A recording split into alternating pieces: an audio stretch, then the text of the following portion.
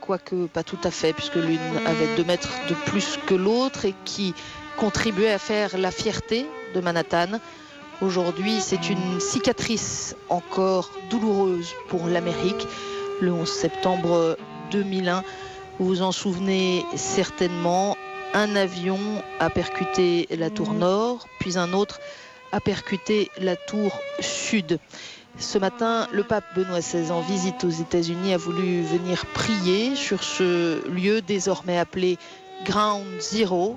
Le pape qui va évoquer la violence incroyable et la douleur provoquée par ces attentats au cours d'un moment qui ne sera pas fait de discours ou d'allocution, mais simplement d'un temps de prière, une prière que Benoît XVI a voulu écrire pour l'occasion. On se souvient que en 2001, le jour de cette terrible tragédie, le pape Jean-Paul II s'était uni très étroitement. Il était rentré en prière dans sa chapelle dès l'annonce des attentats. Il avait demandé à être heure par heure tenu au courant de la tragédie qui frappait l'Amérique.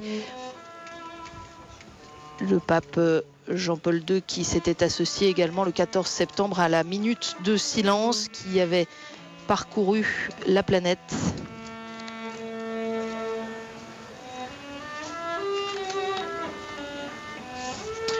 Alors ce matin, pour ce rendez-vous de prière, il y aura très peu de monde autour de Benoît XVI, quelques membres seulement de la suite qui l'accompagne, de ses collaborateurs, et puis vous le voyez sur ces images, une trentaine de personnes représentant les rescapés, les familles de victimes, les pompiers, les policiers, les secouristes qui sont intervenus au cours de ce drame.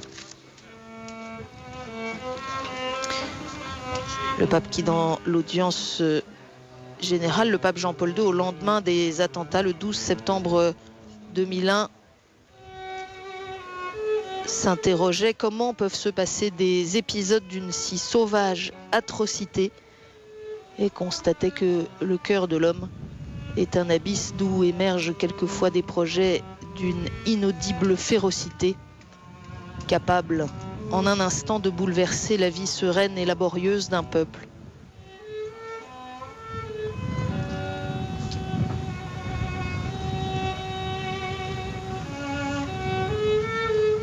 Le pape Benoît XVI sera accueilli par le maire de New York, Michael Bloomberg, et par les gouverneurs de New York et du New Jersey.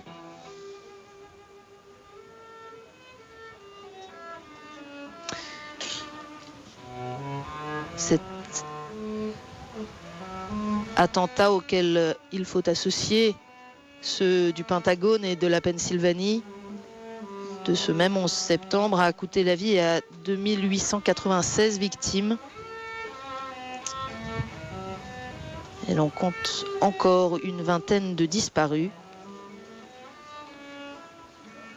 À la place de ces 2 tours qui culminaient à 411 mètres, il y a eu pendant des mois un cratère de 80 mètres de profondeur, au fond duquel un reste de structure métallique figurait une croix d'acier sur le lieu de la tragédie.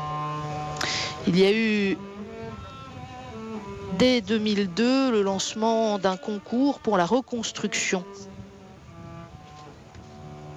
ce qui témoigne de la vertu d'espérance si profondément ancrée dans le cœur des Américains. Finalement, c'est l'architecte américain Daniel Libeskind avec son projet, le nouveau World Trade Center, qui a remporté ce concours. Et le site, vous le verrez sur les images, est très largement en chantier aujourd'hui. La fin des travaux est prévue pour 2012. Et l'édifice central de ce nouveau complexe devrait s'appeler la Freedom Tower.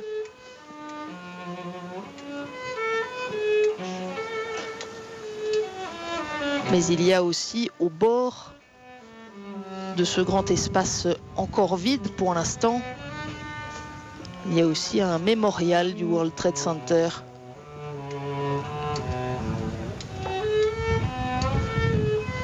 Et il y aura, même si l'on reconstruit des buildings, des immeubles de bureaux, il y aura là aussi le souvenir visible de ceux qui ont perdu la vie ce matin-là.